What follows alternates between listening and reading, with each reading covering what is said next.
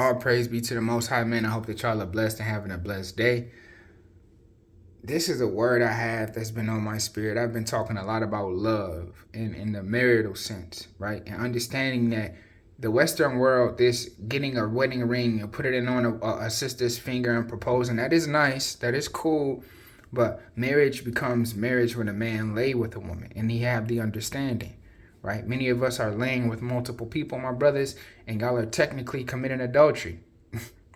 Go listen to what Yahshua says. And if a man puts away his wife and another man taketh her, or he taketh another woman, he committeth adultery.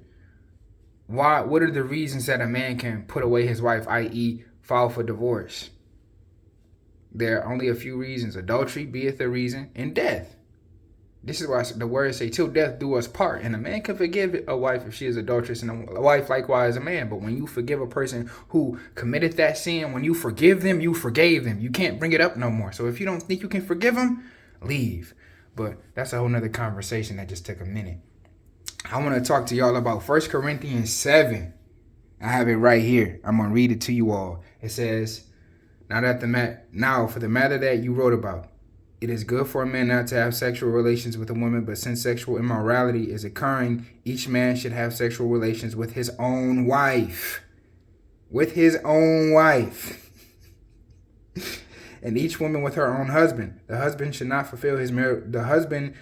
fulfill his marital duty to his wife, and likewise the wife to her husband. The wife does not have authority over her own body, but yields it to her husband. In the same way, the husband does not have authority over his own body, but yields it to his wife. Do not deprive each other, except perhaps by mutual consent, and for a time, so you may devote yourselves to prayer. Then come together again, so that Satan will not tempt you because of your lack of self-control. Let's break that down. The reason he says, now this is why I say you have to read the whole scripture, because the reason he says that a man does not have dominion over his own body and the wife not her own body is because does not Yahshua say, and the two flesh become one? How can one half have control over the whole? Nay, half cannot control the whole. Even in chemistry, we do stoichiometry to balance equations. And if you remove half, you destroy the whole. So how can a man have dominion over his wife, right, if he don't even have dominion over himself?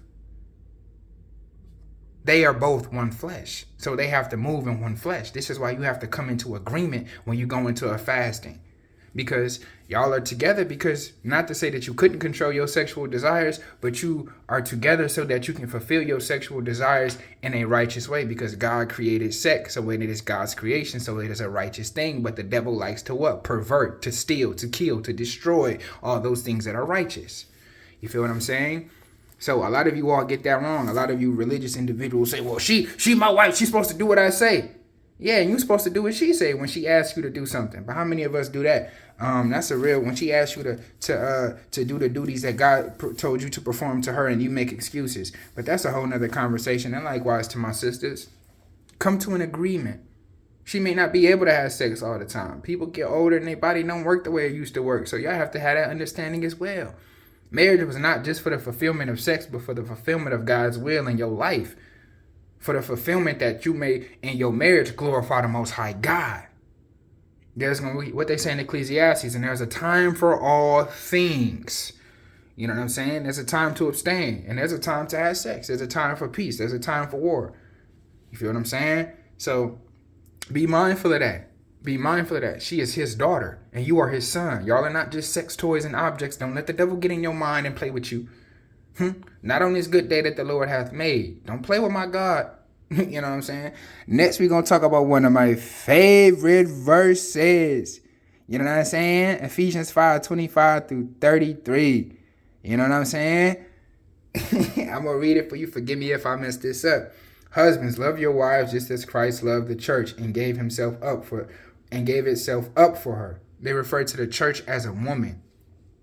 They refer to wisdom as a woman. Come on now. I'm going to keep reading. To make her holy, cleansing her cleansing her by the washing with water through the word, and to present her to himself as a radiant church without stain or wrinkle in any other blemish, but holy and blameless. In this way, husbands ought to love their wives as they love their own body. He who loves his wife loves himself. After all, no one ever hated his own body, but they fed and took care of their body, just as Christ does the church. For we are members of his body. For this reason, a man will leave his father and mother and be united to his wife, and the two will become,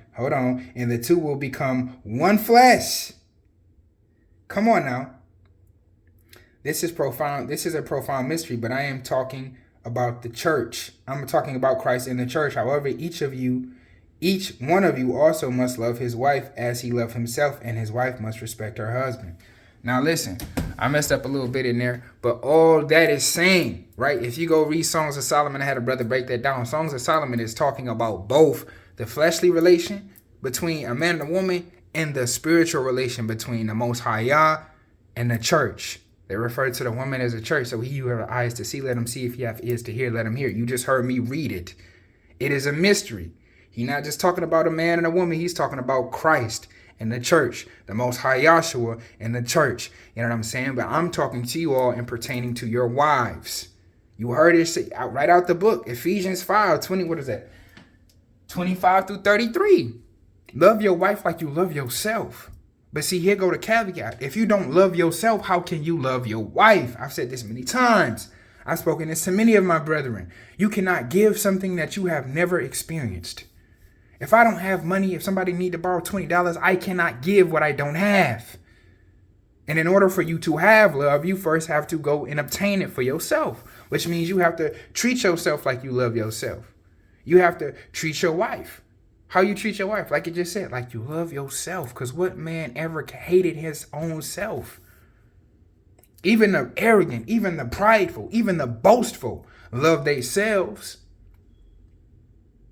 You see what I'm saying? So if you truly love your wife, you have to act like it. You have to treat her like it, like she is your own flesh, because does it not say in the two flesh become one flesh? And then in 1 Corinthians 7, does it not also say that you don't have dominion over yourself but your wife? And she don't have dominion over herself but you, because now y'all are one flesh. Y'all are intertwined like Christ is intertwined with the church. So we must be mindful of that in this season, my brothers. We have to love ourselves.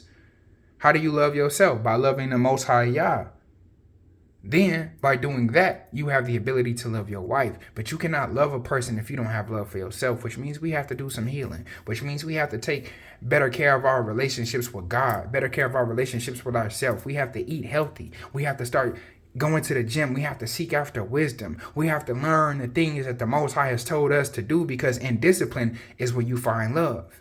It's going to be difficult sometimes to love your wife when she's on that cycle and she's doing what she's doing and her emotions is all over the place. But you know that is for a time. All things are for a season. That is only for a season, but this is still your wife. You understand she in pain. So you in pain. So you have to give her your sympathies. You have to take care of her because this is your flesh, right? And likewise, when you sick and we crying like, I'm sick, I can't believe I'm sick, my nose and stuff, I got a fever, she gonna have that chicken noodle soup hot and ready for you because you did your duty and she's gonna do hers likewise.